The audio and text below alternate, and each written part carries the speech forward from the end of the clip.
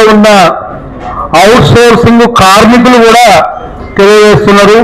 మరి మేము కూడా ఐఎన్టీసీ నుంచి, Indian national trade union Congress నుండి గత అనేక సంవత్సరాలుగా మాకు అనుబంధంగా ఉన్నటువంటి అవుట్ సోర్సింగ్ కార్మికులు, స్కీమ్ వర్కర్లు కానీ, మరి మెయిన్ రోల్లో ఉన్నటువంటి ఉపాధి హామీ పథకంలో పనిచేస్తున్న ఫీల్డ్ అసిస్టెంట్లు కానీ, ఈరోజు మిషన్ భగీరథలో పనిచేస్తున్న 16,000 మంది కార్మికులు కానీ, వివిధ రంగాల్లో 74 సంస్థల్లో పనిచేస్తున్న అవుట్ సోర్సింగ్ కార్మికుల ఆవేదన అంతింత కాదు. ఇది మేము గత పోయిన నెలలోనే ప్రభుత్వం వారికి మరి లక్ష్మయ్య గారు అన్నట్టు సోమాలి వేళలో పెట్టిన రౌండ్ టేబుల్ సమావేశంలోనే ఆ రోజు మినిమం వేజ్ బోర్డు చైర్మన్ మేమందరం రావటం జరిగింది. ఆ రోజు ఖచ్చితంగా తెలంగాణలో ఎలక్షన్ల ముందు మేనిఫెస్టోలో పెట్టినట్టుగా అవుట్ సోర్సింగ్ కార్మికులకు రెగ్యులర్ చేయడానికి పరిశీలన చేయాలి, సమాన పనికి సమాన వేతనం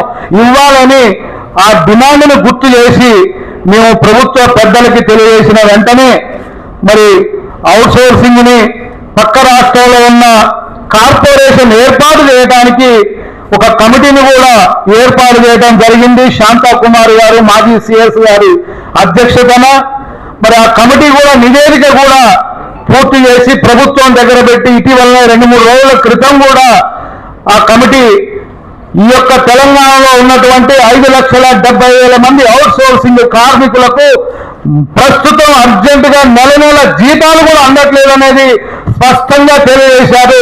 మరి దాని మీద ప్రభుత్వం వారు కూడా ప్రజలంటే భయపడే ప్రభుత్వం కావాలని, మరి ప్రజల్ని భయపెట్టే ప్రభుత్వం కావద్దని మేము అనేక సందర్భాల్లో ప్రభుత్వ పెద్దలకి తెలియజేసుకుంటూ వస్తున్నాం. మరి ఆ క్రమంలోనే ఆర్టీసీ మొన్న చేస్తున్న ఉద్యమాన్ని 3 రోజుల్లోనే మేము గౌరవ ప్రభుత్వ సలహాదారు దగ్గరికి జేఏసీ వారిని తీసుకుపోయి 3 రోజుల్లోనే ఆ సమస్యను కొలిక్కి రావడానికి మేము ప్రయత్నం చేసినామని తెలియజేస్తున్నాం మిత్రులారు. అదేవిధంగా ఇప్పుడు అందరూ పెద్దలు తెలియజేశారు, మరి పెద్దలందరూ ఉన్నారు, నేను ఎక్కువ సమయం కూడా తీసుకోను. ఖచ్చితంగా ఇది వెట్టి చాకిరీ అవుట్ సోర్సింగ్ కార్మికుడి ఈ వెట్టి చాకిరీ నుంచి మనం విముక్తి కావాలంటే ఏ ప్రభుత్వం ఉన్నా, అది ఈ ప్రభుత్వం కావచ్చు, ఇంకో ప్రభుత్వం కావచ్చు, ఏమైనా సరే ఖచ్చితంగా ఈ రాష్ట్రంలో, ఈ జనంలో, ఈ తెలంగాణ తెచ్చుకున్న భాగస్వామ్యంలో ప్రముఖ పాత్ర ఆ రోజు ఎల్లిపాయకారం వేసుకొని ఎండలో ఉద్యమాలు చేసిన ఘనత అవుట్ సోర్సింగ్ కార్మికులు చాలా మంది మేము కూడా పాల్గొన్నాం. ఆ రోజు మన తెలంగాణ రావడం కోసం ఉద్యమాల్లో మరి దాంట్లో భాగస్వామ్యం ఉంది. కానీ ఖచ్చితంగా ఈ ప్రభుత్వం దీని మీద కొద్ది రోజుల్లోనే నిర్ణయం తెలియజేయాలని మేము ఐఎన్టీసీ ద్వారా డిమాండ్ చేస్తున్నాం.